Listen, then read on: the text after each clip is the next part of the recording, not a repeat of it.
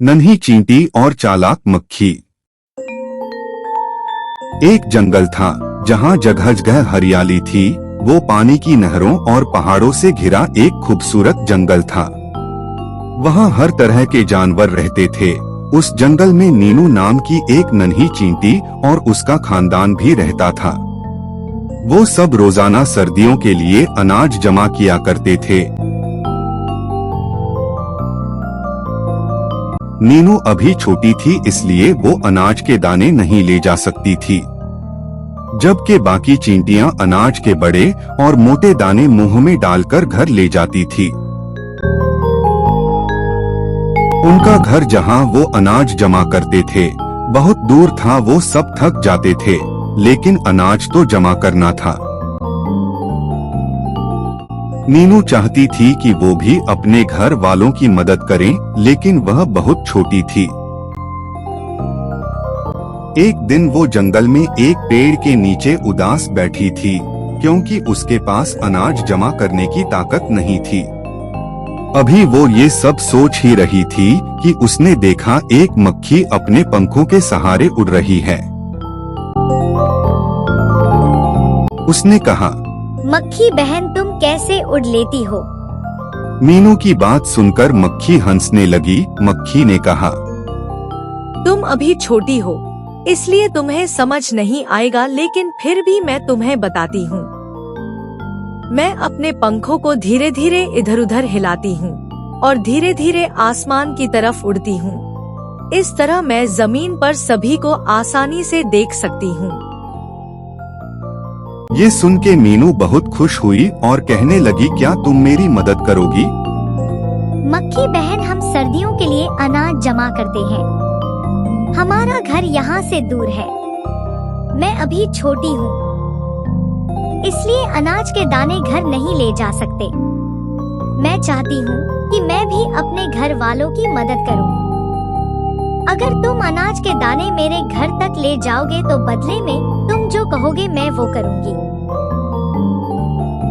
मक्खी बहुत कामचोर और सुत थी। उसने थोड़ी देर सोचा और फिर कहने लगी, ठीक है, मैं तुम्हारी मदद करने को तैयार हूँ, लेकिन इसके लिए तुम्हारे अनाज का आधा हिस्सा मुझे देना होगा।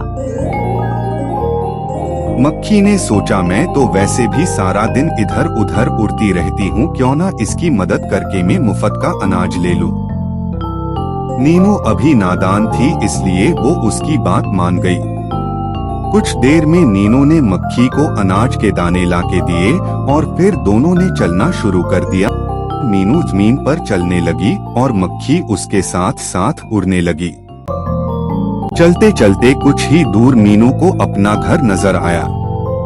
मीनू ने कहा, देखो वो रहा मेरा घर। मक्खी बहन, बस तुम्हें यहीं अनाज रखना है। ये कहते ही मीनू घर में दाखिल हुई। घर में दाखिल होते ही मक्खी हैरान रह गई। वहाँ हर जगह अनाज की ढेरियां पड़ी थी, जिनमें घी, चावल और चीनी के बेशुमार दाने पड़े हुए थे। ये सब देख के मक्खी के मुंह में पानी आ गया। मक्खी ने नीनू से कहा, अरे छोटी नीनू, तुम्हारा घर तो बहुत करीब है, मैं तो आसानी से यहाँ आ सकती हूँ। कल से मैं अकेली ही यहाँ अनाज रख जाऊंगी। जब तक तुम और अनाज ढूंढ लेना, इस तरह हम काफी सारा अनाज जमा कर लेंगे। मीनू को मक्खी की ये बात बहुत पसंद आई। अगले रोज मीनू ने मक्खी को अनाज ढूंढ कर दिया, जिसमें से आधा अनाज मक्खी ने खा लिया और आधा अनाज मीनू के घर ले गई। मक्खी ने मीनू के घर पड़ा अनाज भी खाना शुरू कर दिया।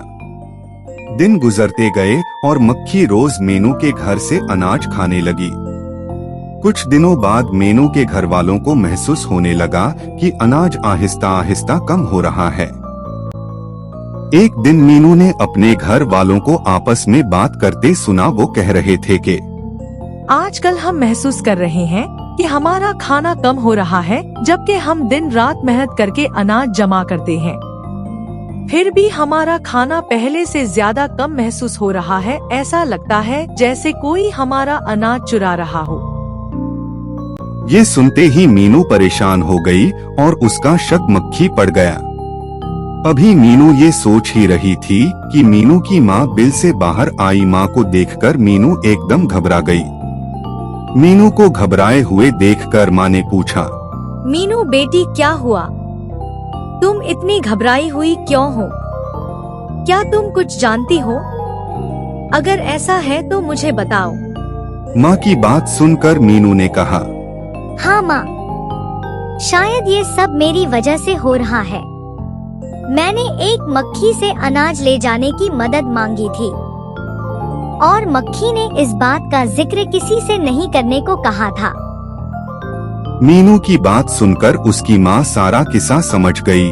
मीनू की माँ ने तमाम चींटियों को जमा किया और एक मंसूबा बनाया।